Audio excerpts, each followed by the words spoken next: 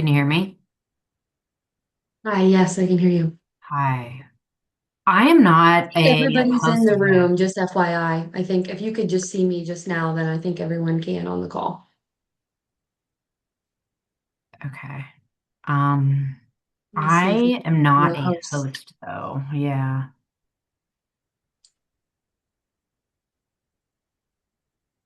Hmm.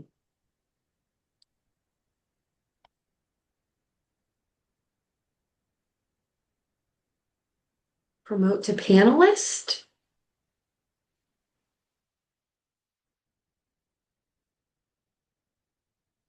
That work? Does it allow you to turn your screen on? Yeah, this might be a good workaround for us. But Okay. I think I need to have access to be a host in Zoom.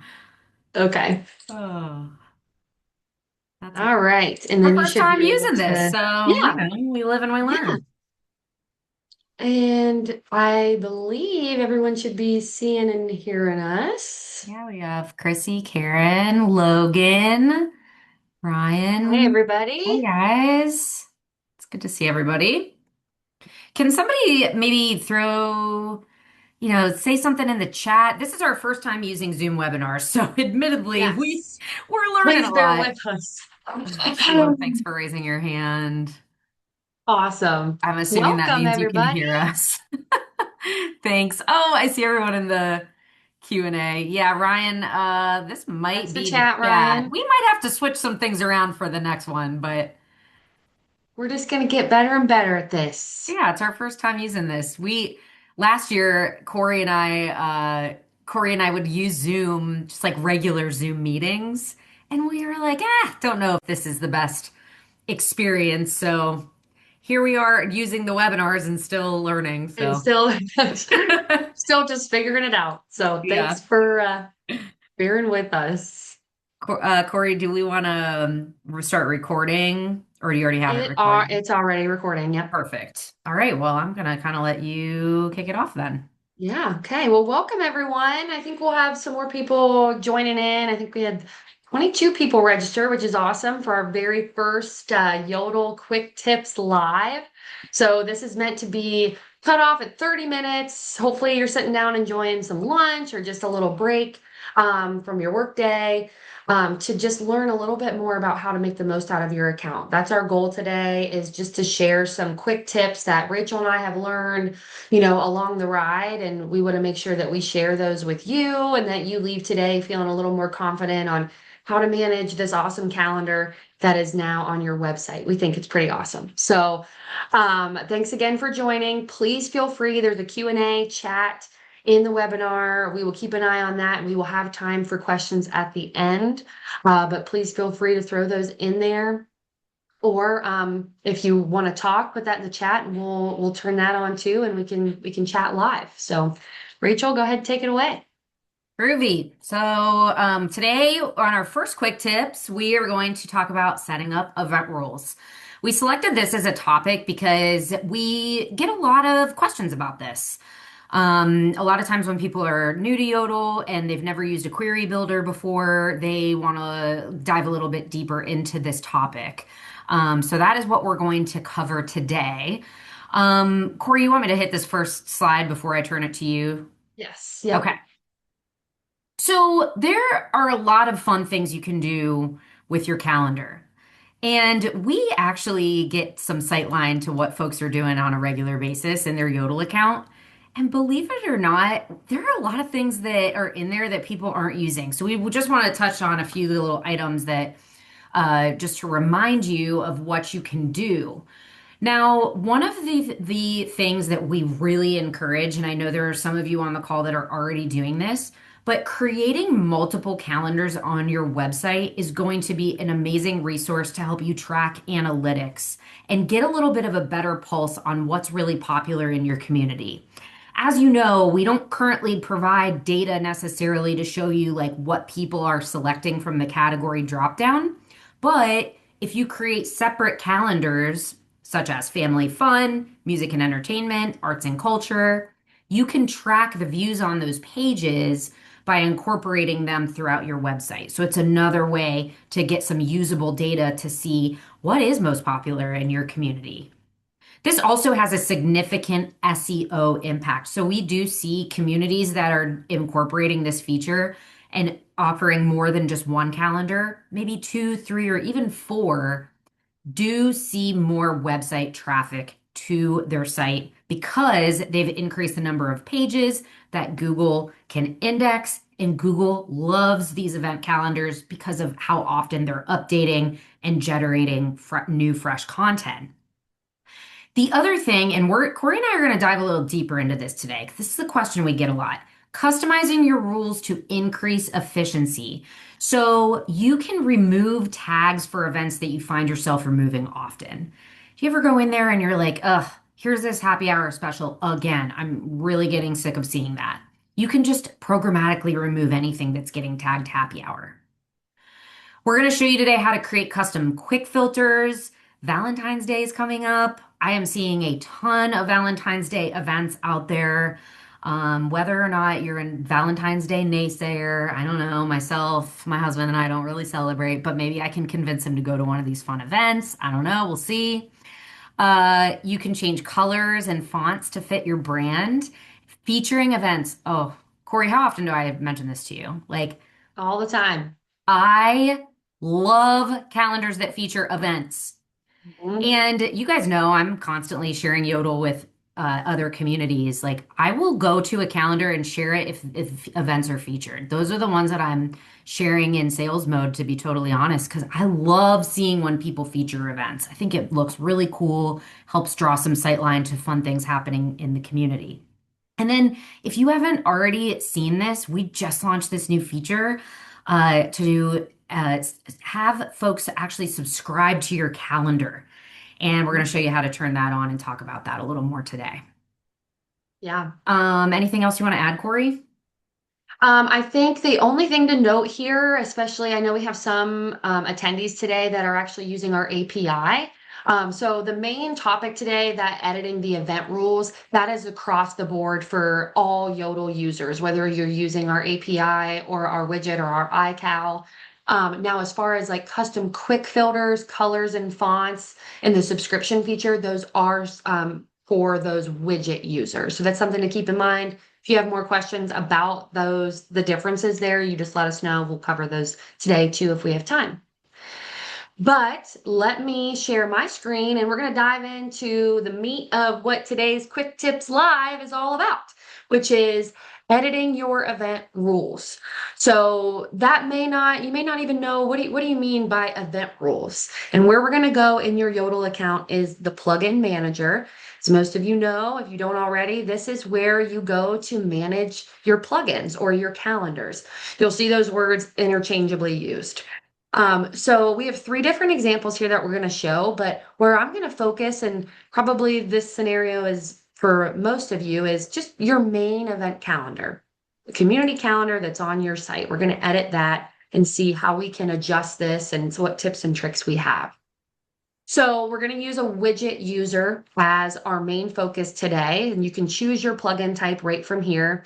As you know, here's where you can create the quick filters, colors, fonts, etc. And you get a nice little preview over here on the right-hand side of the look and feel of the calendar, which is great, especially as you're changing the UI of it, the colors and things. And then you also get a list view down here of all the events that are going to pull over to your calendar. So we'll go into that a little bit deeper here in just a second. But whether you're using the API or you're using the widget, the event rules, step one, are the same. And how I like to describe this to all of our partners to kind of make it seem a little less intimidating is you're basically having a conversation with the Yodel database. You're saying, hey, Yodel, here's the types of events that I want on my calendar. That's it. So if you start to think of it in kind of that mindset of you're in control and you're just telling Yodel what to do, this query might seem maybe a little less intimidating. But we totally understand you might not use queries like this on a day-to-day basis, which is why we want to dive into this. So there's a couple different ways on how you can set up these event rules. And the first step you're going to decide is what area do you want events for? Where are you located? How we have this example set up is we picked an address. We're using Shakopee, Minnesota as an example. We chose their city hall. and then we just made a 10-mile radius. However, you can also do zip codes. So I could change this easily and say, I want this zip code and I want that zip code, etc. Once you have that area that you want, then you can start getting a little more specific. We know a lot of our partners will just kind of set the area and say, I want everything, but you might want to really divvy that down into certain tourism related events or things like that. So, what you can do here is create an exclusion group, is what I like to call it. So, right up here at the top, I can add a new group. And that's what we have right here. And you can start to exclude things from that area.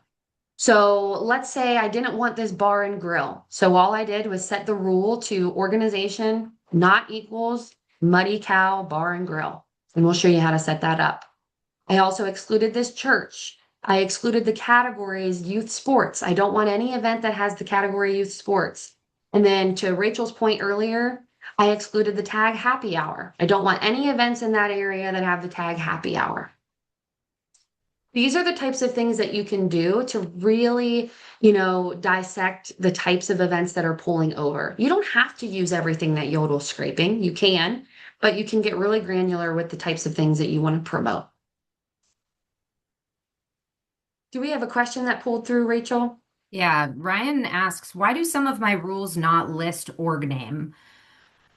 And I was wondering, Ryan, is it like, are you asking based on the current query you have, or are you looking to set up a new rule?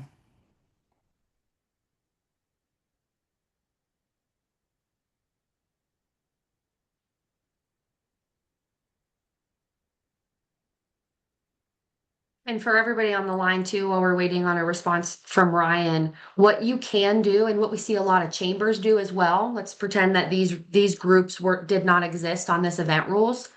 You can also set this up as an organization-based query. It doesn't have to be based on location or zip code. So you can say, I want this organization, maybe Little Six casino. You can just start typing, just search Yodel's database.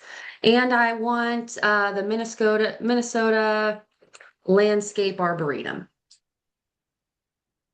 Now, in this case, this and or statement that might trip you up sometimes. In this case, we would want to set that to or because we're telling Yodel, we're saying, hey, Yodel, I want Little Six casino events or Minnesota Landscape Arboretum events. If we're back to that conversation mode, if we said and, that probably wouldn't give you any events because those two organizations are probably not promoting events together. So again, just thinking of it like you're having a conversation of what you want can help maybe simplify this a little more. And I know Ryan is with a chamber, so I think your query, Ryan, is set up to be organization based because you only want to promote your members.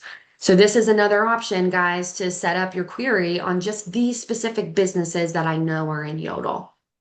Yeah, so Ryan, you might just need to create a new rule and add an organization or a member if it's missing.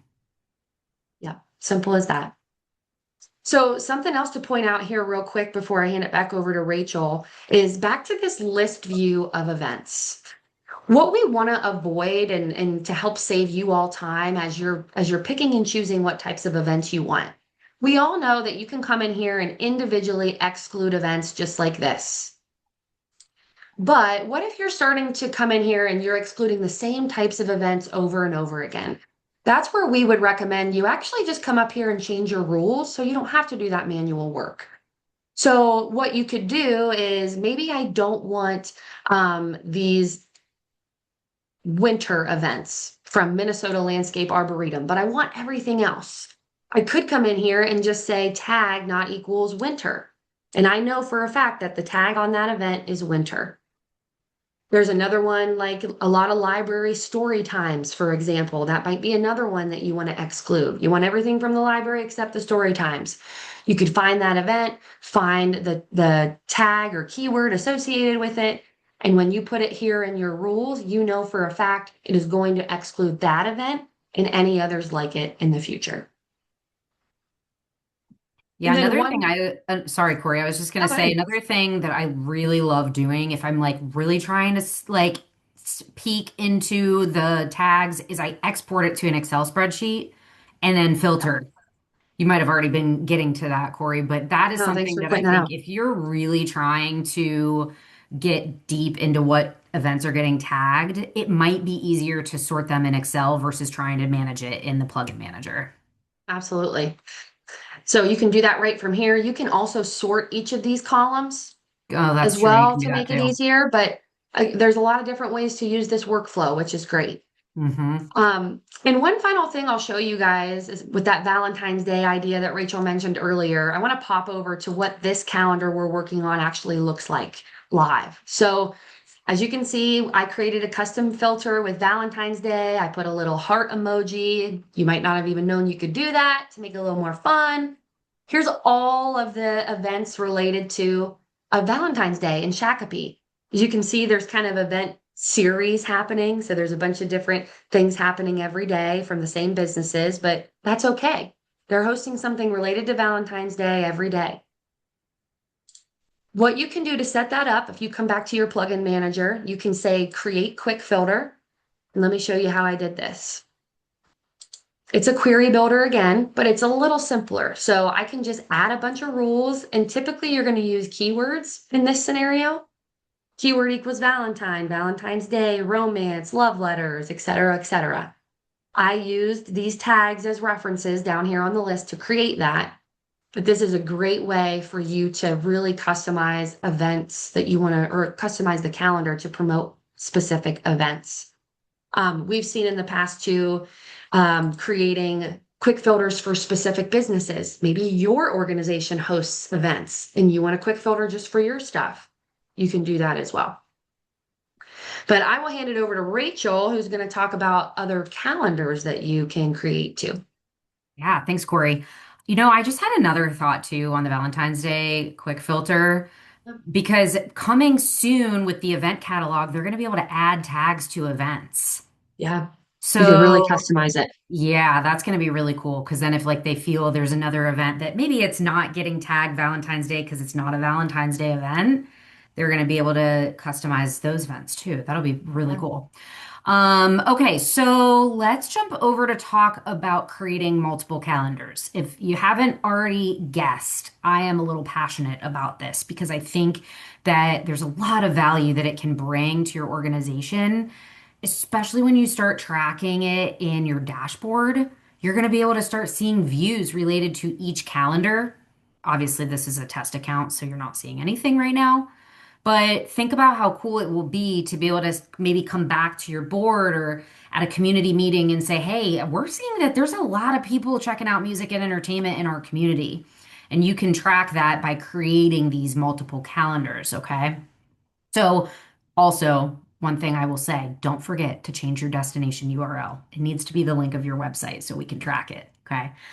So let's look at the music and entertainment calendar. Like Corey mentioned earlier, it's the same thing if you're using API, or if maybe you're starting to look into apps that you want to import an iCal with this type of data. We have people doing that. There's a lot of ways that you can use this information. So we set this up a little differently to just show you how you can create a query based on zip codes too.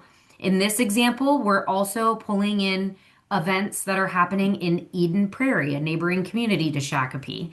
So here we are seeing four different zip codes and telling the system that we don't want to show these organizations in this category. Because what happened was when we The originally original. built it, based on this query with the categories and tags, it was pulling in some stuff that we didn't want.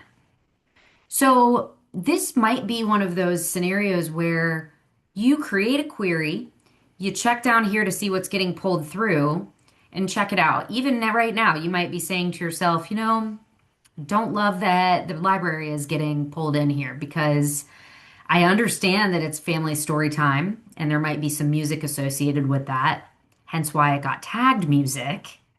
But at that point, you can come back up here to add another rule in this group to exclude that organization. So, when you're building a new calendar, it sometimes will take you a couple times. to get it exactly how you want. But you can be rest assured if you take a few extra minutes to just fiddle with this and get it to where you want, it's gonna result in less work in the future for you because it's only gonna pull in the things you truly want, right? So that's one example for the music and entertainment calendar. I'm looking at the time, want to make sure we have enough time to address any questions. So I want to talk to you a bit about another idea. And you might be thinking to yourself, okay, Rachel, it is January. Why are we thinking about summer? But remember, Because it's Yodel, cold outside right now. yeah, we're done. I'm totally done with winter already, y'all.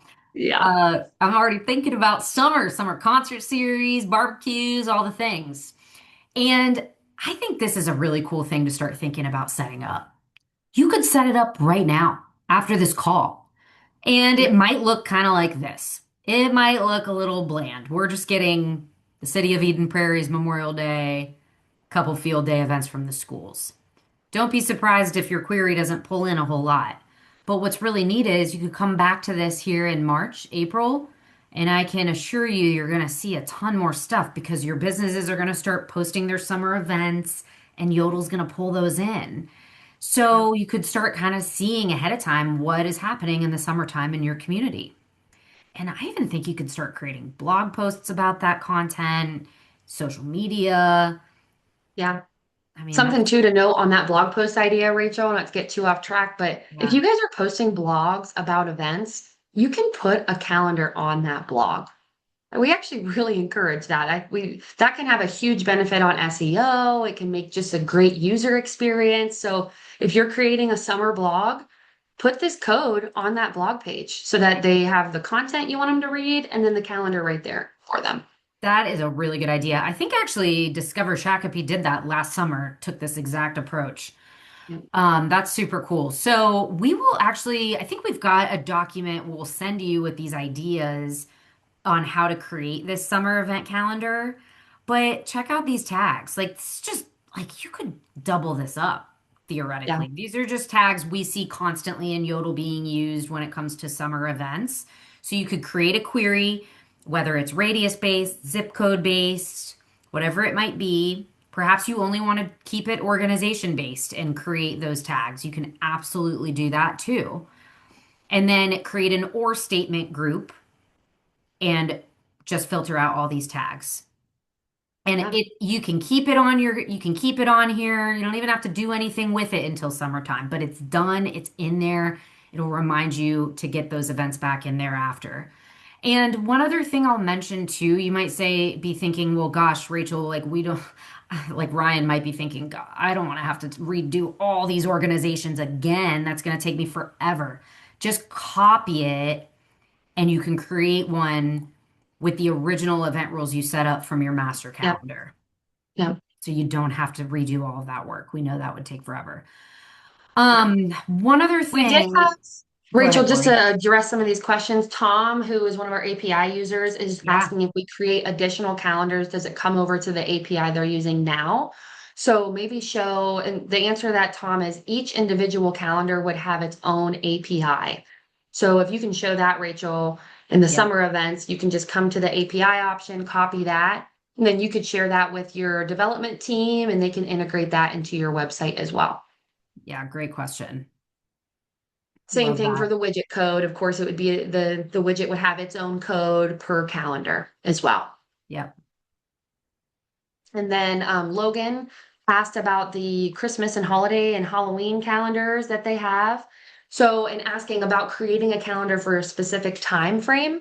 So, Logan, I love that idea, and that is absolutely in our queue right now. We plan to make some great updates to this page you're looking at to make this calendar management a lot more user friendly, but also with additional options, and that is one of them. So soon this year, we plan to incorporate the ability to build a calendar based on dates. So for the holiday calendar in particular, you could make the rules. I only want events from December 1st to January 1st. So that is coming. And hopefully we'll just make this even more user friendly for you. that's a great question, Logan. I mean, one thing too, Corey, this would be a little manual work.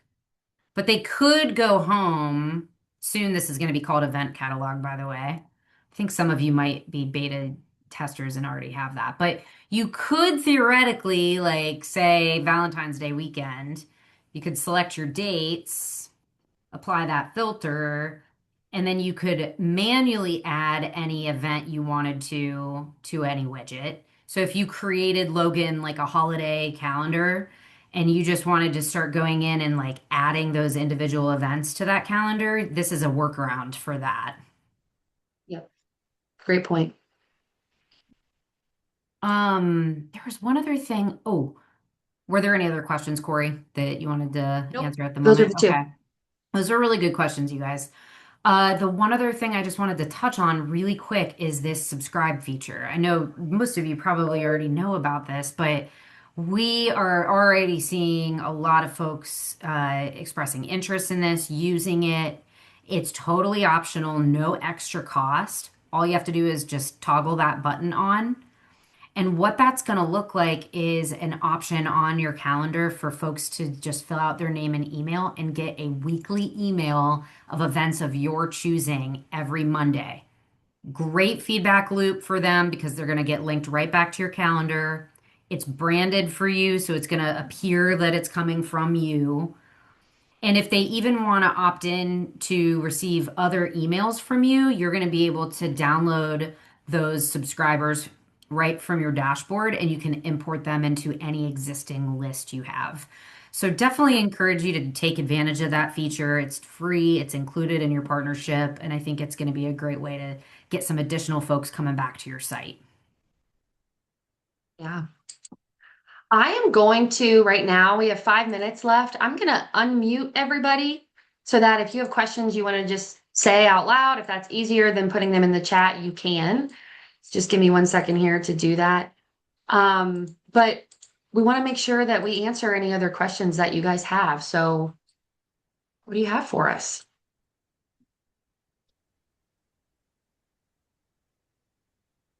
I do have a quick question. Can you hear me? Yeah. Hey, Yes. Logan. Yep. Hey, Logan. For those email send outs, the subscriber emails, are those just for, I thought I saw those are just for featured events. Is that still the Correct. case? Okay. Yep. Yeah, so the cool thing about that is if you don't have featured events, no email goes out, so you don't have to worry about pausing it or anything. But it's just giving more visibility to those events that you want to highlight. What other questions? Ideas? Would that also work with API integration, them signing up? So that subscribe feature is only for the widget at this Gotcha. time. Yep. Great question. But Tom, I wouldn't be surprised if there is some way that you could work with your team on Yeah. doing a similar feature. It just, that is one of I wouldn't say it's a con of API. It's just one of those things that if you're not using the widget, you're going to miss some of those natively integrated features. But your Sure. team might come up with some cool ideas on how you could do something similar. Okay. Yeah. Thanks for Yeah. asking. Sure. Yeah, overall, like Rachel has on the screen here too, everyone on the call and all of our partners actually are going to get an email today with the recording of the session and some links to some really helpful articles and videos in our support desk. Really encourage you to utilize those and check them out. Just kind of goes into further detail on what we covered today. And don't hesitate to reach out to our team. If you're in there and you're inspired to start editing your event rules a little more after today's call and you get stuck or stumped on something, please reach out. We want to help you and make this the most user-friendly experience that we can. And we're happy to brainstorm ideas with you on how you want to make this work. So please feel free to contact us. And I have one other thing I want to leave you with. It's something that I have heard a lot of our customers starting to do. And I don't know how everyone feels about using ChatGPT on the call, but I'm going to be totally honest with you. I use it every single day. It saves me in a lot of situations because there's sometimes I'm using a tool. In fact, I'm trying to teach myself a new tool right now, and I understand sometimes it can be really tough, but use ChatGPT to ask a question about the and or statements in rules and groups because somehow that thing knows everything about it. I don't know how it does, but Yeah. it does. And that's not to deter you from reaching out to our support team because support team's amazing and they're going to be very helpful as well. But it's just an idea. If Yeah. you're a little stumped, I encourage you to try using ChatGPT, or as I like to call him, Chad. Chad. He is my good friend, Chad. Yes. Okay. Any other questions, you guys? We really appreciate you joining us, and thanks for bearing with us at the beginning as we're trying to figure out how to use Zoom webinars. But our goal this year, this Yodel Quick Tips Live, we want to do this regularly. We want to have these opportunities, these educational opportunities for you guys to really get the most and learn about all the opportunities you have because you're a yodeler. So you will hear from us just like you did for this one on our Facebook group. If you haven't joined that yet, please do. We will send the link in that follow-up email on how to join the group. We're going to be posting helpful information there. But we will let you know anytime that we have helpful webinars like this, and you're welcome to join at any time. But we really appreciate you guys and love having you as a partner with Yodel, and we're here for you if you need us. I Thank appreciate you. Right. Thanks, you guys. Thank you, guys. Thank you. Thanks. Thank you. Bye.